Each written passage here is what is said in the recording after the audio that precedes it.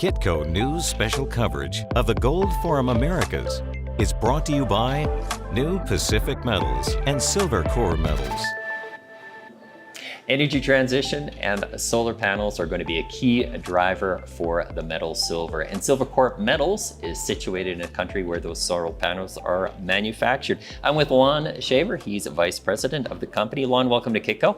Thanks very much, Michael. It's great to be here.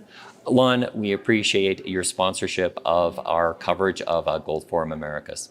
Well, we're pleased to be a sponsor. Thank you. Thank you very much. Well, let's give us an overview. Tell us about Silvercorp Metals. Well, Silvercorp is a profitable Canadian mining company with a long history of production, a solid resource base, and some growth plans for its mines in China. But we also have a $216 million cash position that we're looking to deploy on growth opportunities worldwide. And we also have some investments in some great other mining companies that we think have great potential. I want to talk about that focus on free cash flow. But first, let's talk about the way that you're situated. You have operating mines in China. That's somewhat unusual, but tell us what the advantages are of being based there. Well, the advantages are we're really close to our customers, and that's really the customers for all mining companies, which if you're producing concentrates are the smelters. So we're able to deliver our lead and zinc concentrates to smelters within the country on a very efficient basis, get paid good rates for them, and they further refine that into the finished silver, lead, and zinc that is then consumed by those industries that you mentioned. Talk about the emphasis on free cash flow.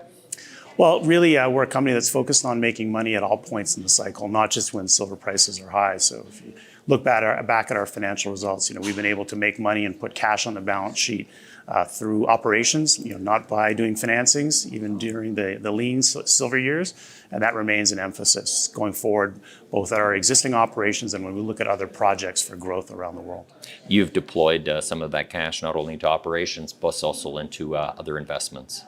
Yeah, and I mentioned New Pacific. That's the largest of our investments. It's worth around 90 million US to our account right now, and we put 40 million into it. So we've made a good return so far, and we think there's lots more potential to come for that investment going forward. One of the key determinants, I should say, or kind of one of the key factors that everybody wants to consider is about your neighbors and where you're situated and how well supported are where you operate. Yeah, well, with our mines in China, we have a 17-year operating track record. So we've got good relationships with the communities around us. We try to maximize our purchasing and supplies from the local community. Obviously, we're a big taxpayer in the region. And when we look at things that we've done, I mean, we've gotten our mines certified as green mines, which is a government program that basically looks at sustainability aspects of the mines. So we're very proud of that. And I think we've done some innovative projects and programs with our local communities and in collaboration with them to both provide economic development and to minimize the footprint of our mines. Can you talk about some of the key milestones that have kind of brought up for Silvercorp and then just kind of allow it to grow? What has been kind of talking about either production or the way that you would say that you're kind of most proud that Silvercorp has achieved? Well, I think the greatest achievement is that these mines have been self-sustainable and really deliver that economic value to allow the company to grow. Mm-hmm. And in recent years, we've put a big push on exploration. We found some new deposits, basically gold deposits within our silver mines. So that's quite exciting. And so we're looking at developing that and adding that to our production suite. And that's also been part of the justification for embarking on building another mill. Mm-hmm. And that will bring our milling capacity up. And we're looking to fill that with our existing mines on our mining concessions that we think can grow, as well as some satellite projects in the region. And given our track record, we're sort of a preferred partner for some of these other projects. What's your share structure? We have 177 million shares outstanding. When you look at the mix between insiders and institutions, it's around 40%. And the balance is largely retail. A lot of Canadian and U.S. retail investors understand that we're a big silver company and pick us as a silver investment. Who's on the management team?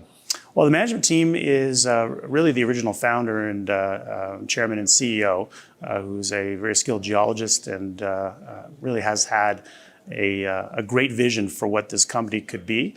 But it's been a lot of hard work to grow it to where it is. And he's supported by people that understand the rules and the procedures for operating in China and the mines, and obviously from a financial and regulatory reporting standpoint.